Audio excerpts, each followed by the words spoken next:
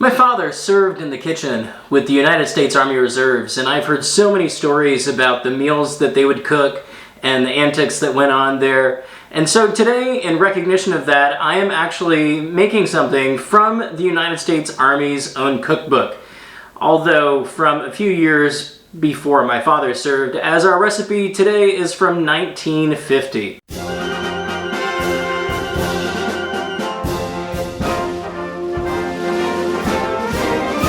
Today, we're making the United States Army's banana oatmeal cookies. Originally, this recipe was to make 200 cookies, and I definitely don't need 200 cookies just for my wife and I. So I have scaled this back a little bit, and in doing so, some of the measurements got a little weird and a little funky. However, we are going to start by sifting some of our dry ingredients together. And so we have our flour that we're going to mix together, and you can see the measurements on the bottom of your screen if you want to follow along. And like I said, again, some of these are going to be pretty funky measurements, but we're going to start with the flour, and then we have our baking soda that is going to go in. We have our salt, some nutmeg, cinnamon, and our cloves. Now we're gonna cream our sugar. We've got, again, usually these are by weight, and so you can see those measurements on the bottom of your screen. I've got a little more than a cup and a half of butter here that I have softened, and we're just gonna cream those together. Then, one by one, we're going to add our eggs in.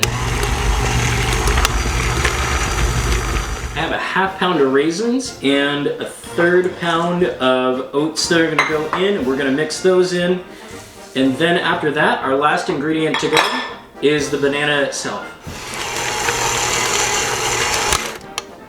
I have 3 bananas here that I've mashed up, and this actually ended up being a little underweight. I think if you had 4 bananas, this would actually have worked a little closer to what the recipe called for, but I think this will be fine just as it is.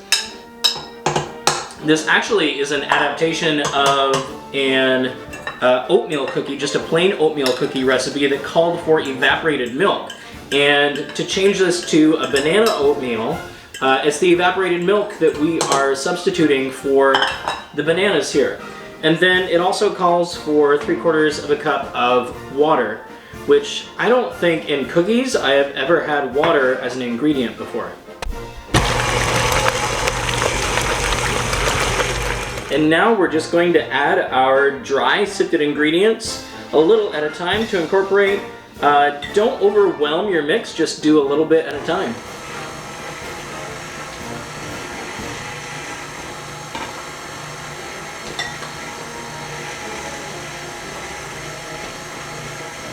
Now that our cookie dough is mixed, the recipe says to put them on an ungreased cookie sheet, which was interesting to me, and put it in a 400-degree oven for about 12 minutes. But I'm going to watch those just to make sure that we don't overcook them.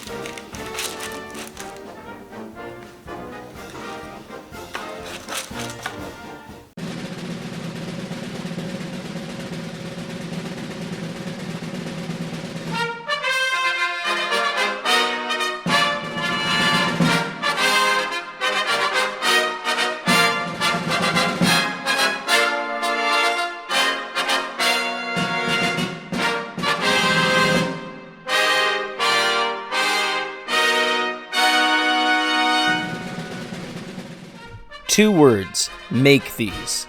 These were fantastic cookies. They had a tremendous flavor, with a very subtle banana kind of flavor that didn't overwhelm but was definitely present. You had the raisins that were contributing their sweetness and also the chewiness in the texture.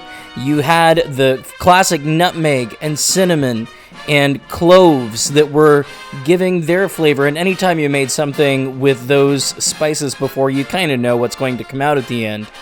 These were really good. The texture was nice and firm on the outside, but the inside was very soft, almost cake-like. And if you've ever made cookies from scratch before, the complexity of this is about the same as any other homemade cookie that I've done. So I'm going to give that a 7 just because it's not always easy to make baked goods from scratch for some people. If I was cooking for a crowd and I knew that that crowd would like the flavors in these cookies, I absolutely would make these again.